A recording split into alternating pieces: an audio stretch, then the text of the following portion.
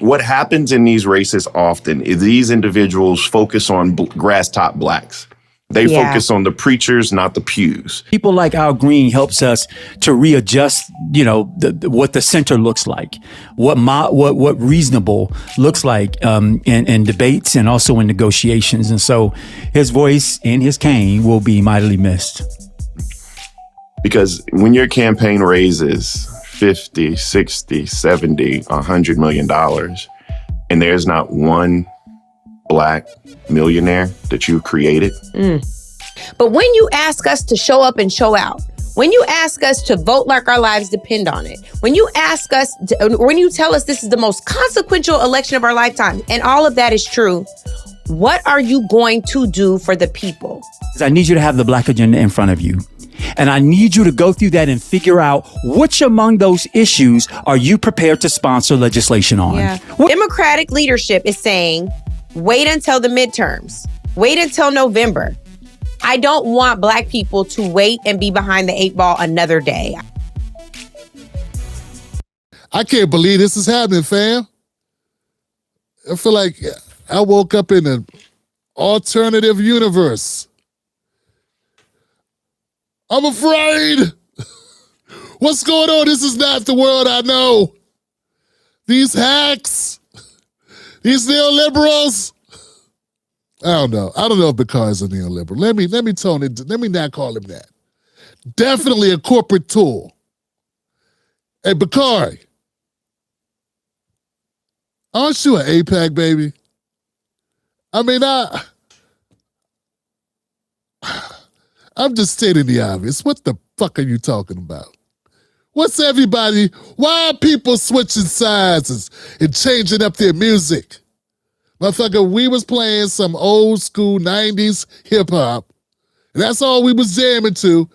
Maybe a little neo soul, or I don't know, little Case, little Erykah Badu, some Jill Scott, some Roots, some D'Angelo, maybe some Chico DeBarge. That's what we was on, and y'all was playing that classical music bullshit. Y'all was playing that country western shit. Bluegrass or what have you. I don't know what the fuck y'all was doing over there on the Native Pod. But now, everywhere I look, you guys have changed up your genre. Now, y'all trying to be revolutionary. All of a sudden, y'all ride or die for Black America. And I know that's that Andrew Gillum talking. Andrew Gillum. Step to the front, Andrew Gillum. Come here, Andrew. What the fuck could you talk about Black agendas? What are you doing, sir? You were a mayor of a city. Did you have a fucking Black agenda? I remember you having a white agenda. I mean, fetish.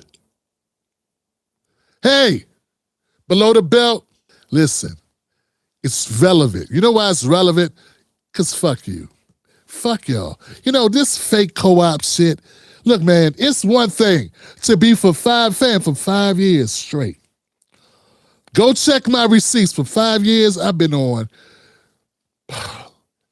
to the detriment of my wallet, of my safety, of everything.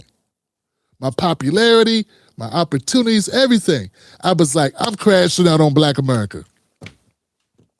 I'm crashing out on behalf of Black America.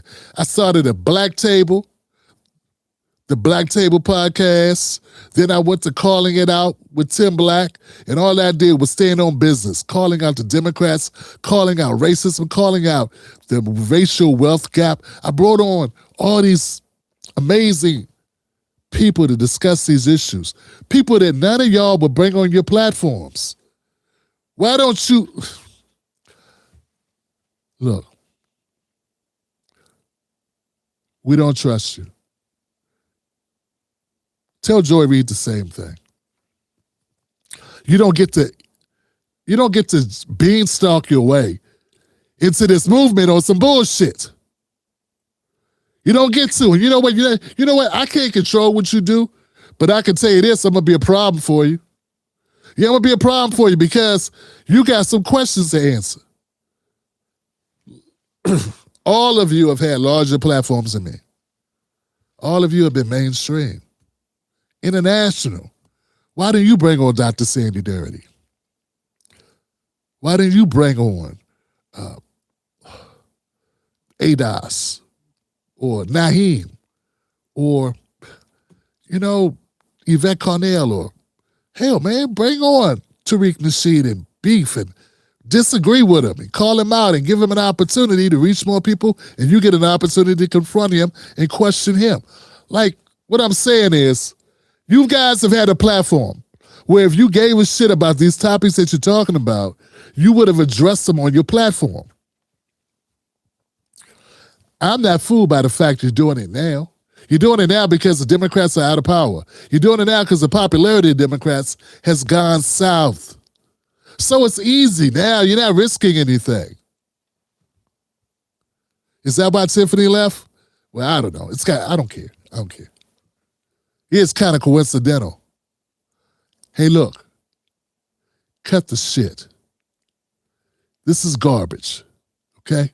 You can't be sometimey on this. I lost too much, fought too hard, said too many uncomfortable things in mixed company to let y'all saunter in here in your corporate attire talking about reparations and black agendas.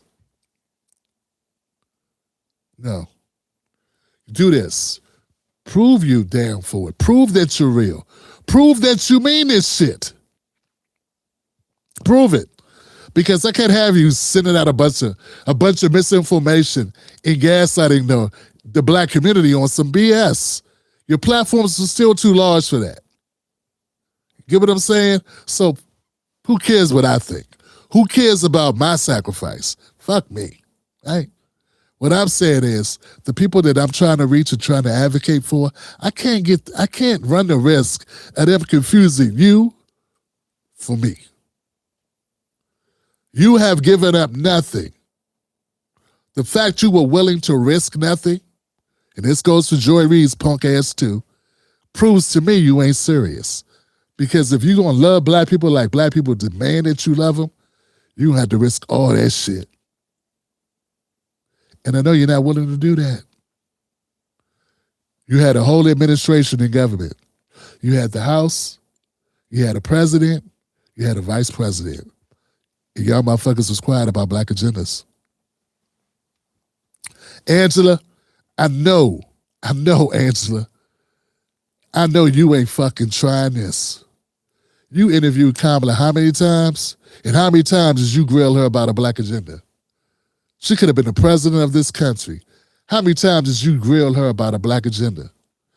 Now you're saying it because Trump's in office. Fucking.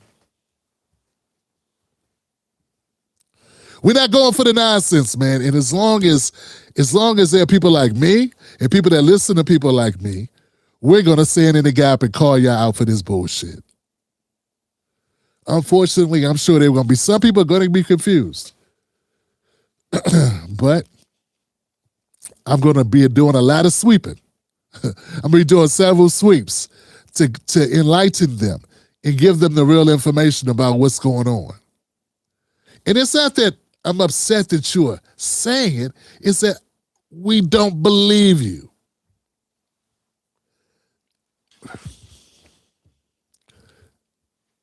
Setting on business for Black America. It's not something you should just do when it's convenient. That's called grifting. You know, they be talking about conservatives grifting for like Russia. They were all on the take, taking money from different billionaires or millionaires, whatever it was. You remember that. They were saying how these white conservatives were grifters. I don't give a fuck about them. I care about us. And this, to me, is the worst kind of grifting.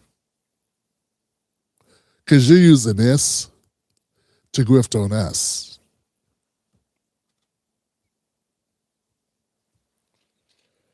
Because anything that you're talking about, any problems that the Black community has that you feel now you got to call out, those problems have existed well beyond the last 18 months. And I didn't hear you saying shit. You were quiet. And all I ask is that you say the same way. Quiet. Now get back to arguing about Mark Lamont Hill being on the Joe Budden podcast. Was that a setup just to help you guys get on the radar? Did y'all pay Joe Budden? Did you work that out with Mark ahead of time? That you guys are going to get a springboard by doing that shit? Because come to think of it, you guys were pretty much irrelevant until then. Imagine that. A hookup. Yeah, that's what I think happened. Yeah. It is what it is. Must be nice. Look. Be that is, be that what it, be that whatever. I don't know. I can't call it. But I do know that when Bakari Sellers, when you were on TV, I don't hear you calling for this shit. And with your AIPAC money, I know you're not talking about people being confused. Andrew Gillum, you were in a position of power, and I don't remember you doing shit with it about black agendas. Angela Rye, you sat across the table from one of the most powerful women in the history of women. You do realize that. And what came out your mouth? Dumb shit like playlist and what she likes to cook. I remember fluffy questions that meant nothing. And you're an attorney. You knew you were bullshitting. I don't want to hear this. You didn't know. You knew. Oh, man. That's it. Hey, look, Black America. Black America, we can't be falling for the okie doke. You know what I'm saying? We got to cut this shit. And look, no more being nice. They deserve the smoke. This shit is serious. We need to mobilize black grassroots. And another thing, last thing, cut this shit with the buzzwords. They're worried about they're talking to the preachers, not the pews. You be talking to the pews when you be talking to the not the pews. And the fuse. See, you set yourself up for that one. But stop using the buzzwords, man. The grass tops instead of the grassroots. It just stinks of like a bunch of talking points and nonsense. You don't mean anything that you're saying. Bakari, you don't mean it. Angela, you don't mean it. Andrew, you don't mean it. And we can tell you don't mean it. All right, folks, look, let me know in the comment section if you understand what I'm saying. I think it's time for us. The gloves got to come off, man. We got to stop letting them get away with the bullshit. Take off the gloves time. Bakari, I would love for you to come on the Tim Black Show. Have a conversation with me. If Sir Michael Singleton could do it, you could do it too. Your boy Van Lathan came on. You could come on too. So did Donna Brazile and Cori Bush. Come on. Shit. I want you to explain to me why a guy I've never heard talk about black agendas is now talking about them. Am I tripping? I know I'm not. That was you. If I'm not mistaken, you had harsh words for Ice Cube. As if there's ever a bad time to force the issue about black America. There's no such thing as a bad time. It may be an inconvenient time, but it ain't never a bad time. And that inconvenience is not for us, it's their inconvenience. And we don't give a shit about what's inconvenient for the Democrats. And if you ain't figured that out, you still don't know if you're black American or if you're a Democrat first. All right, I'm done. Hit me up in the comment section, folks. Let me know what y'all think. Catch Tim Black live on the most dangerous show in America. Sundays, Mondays, Wednesdays, and Fridays at 9:30 p.m. Eastern Standard Times. Don't miss out on the real. Stay dangerous.